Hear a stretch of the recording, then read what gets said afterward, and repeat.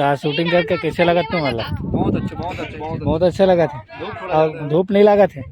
अभी वो धूप लागत था, सांझ के ठंडा लगत कहूँ। दारू वारू जुगाड़ नहीं है, बता देता हूँ मैं। ठीक है।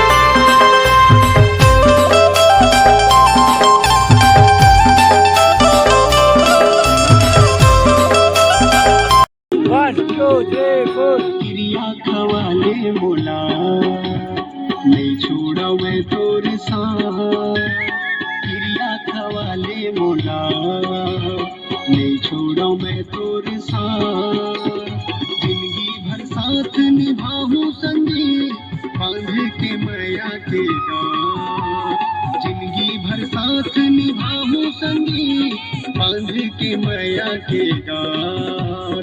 तोर घर आऊं तोर सपना सजा बना के माया की गाँव।